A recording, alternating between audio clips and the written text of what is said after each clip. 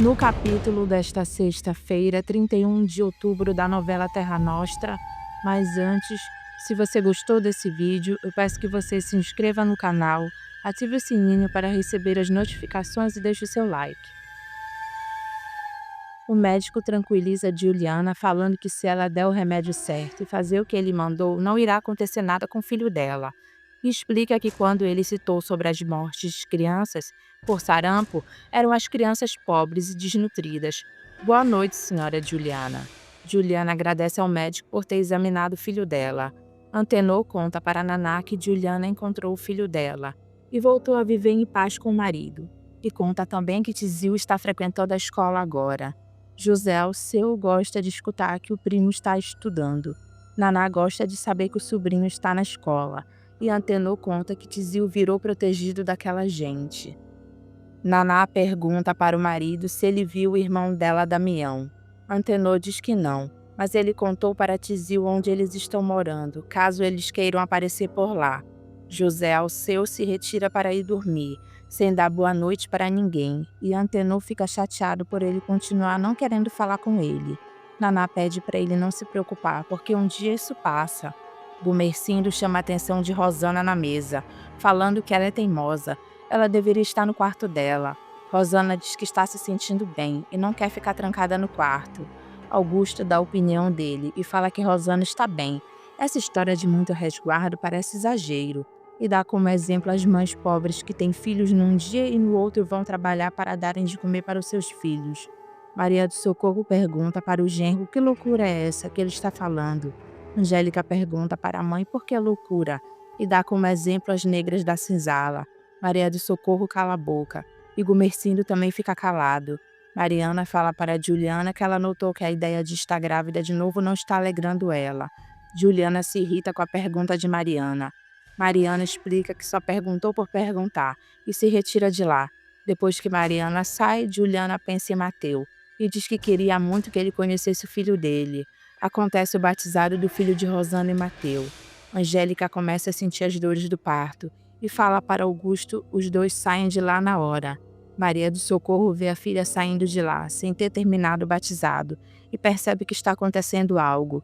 Maria do Socorro pede permissão para o marido para estar com Angélica, porque o filho dela vai nascer.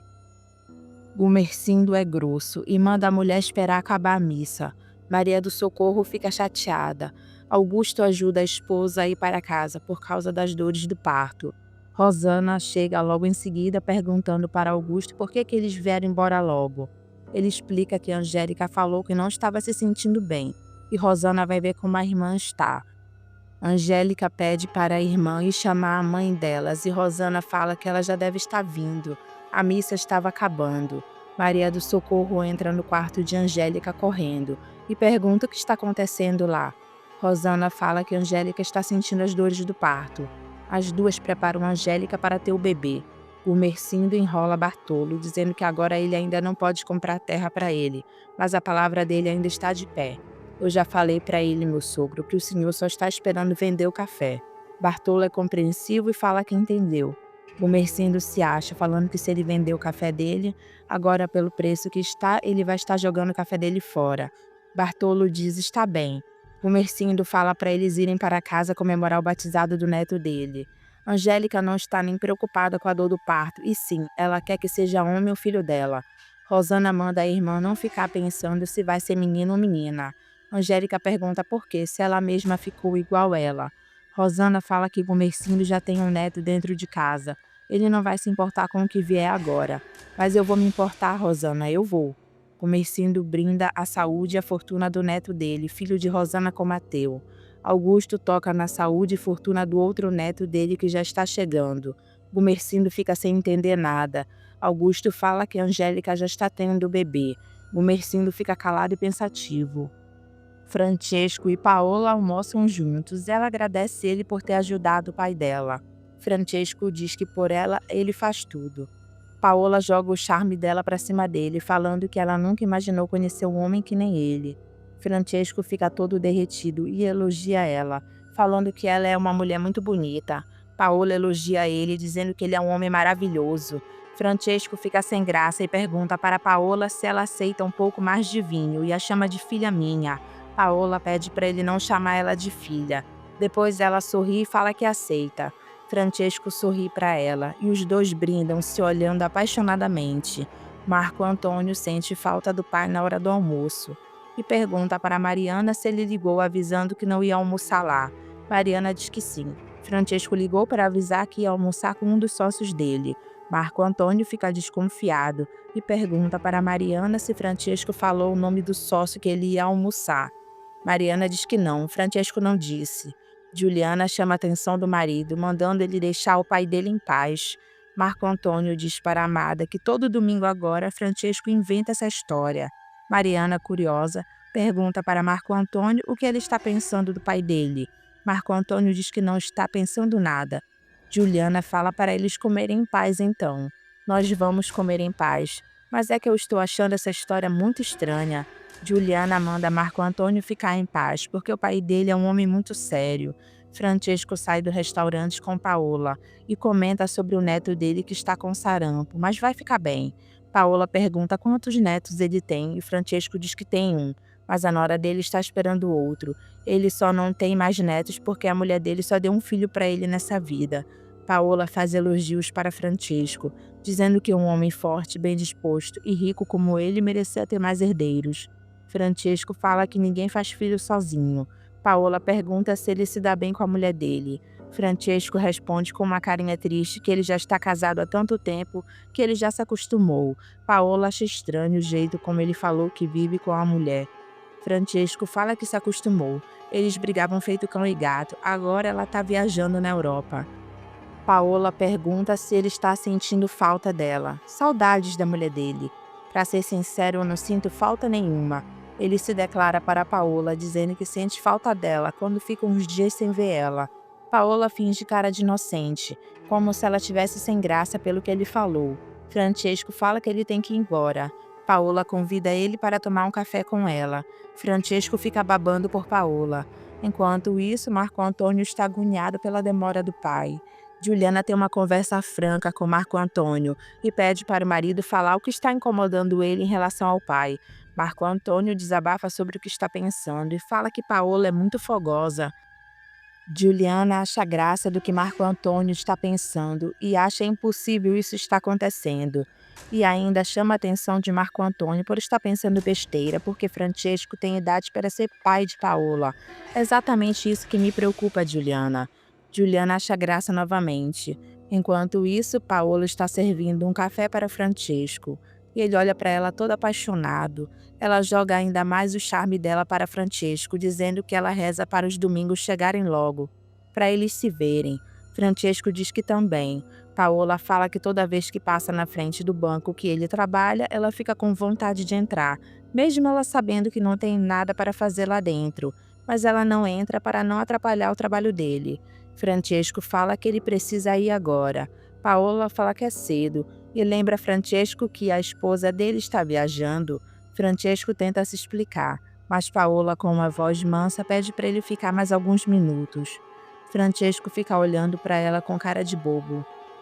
Enquanto isso, Janete está viajando, conhecendo os lugares e desfrutando do dinheiro do marido. Gumercindo fala o que não deve na sala, dizendo que está preocupado porque o filho de Angélica resolveu nascer tão cedo. Augusto não gosta do jeito como o sogro falou. Parecia que estava rogando praga. Gumercindo e todos ouvem um choro de bebê. Augusto fica com um sorriso enorme no rosto, dizendo que o filho dele nasceu. Maria do Socorro não deixa Augusto entrar. É para ele esperar na sala, que daqui a pouco ele vai poder ver ela. Augusto volta para a sala muito puto e Gumercindo pergunta logo se é homem ou mulher. Eu não sei, eu não perguntei. Maria do Socorro aparece e fala que a criança nasceu antes do tempo, mas está viva. E manda Augusto ir ver Angélica, porque ela quer que ele seja o primeiro a entrar no quarto para falar com ela. Augusto fica feliz da vida e corre para ver como a esposa está.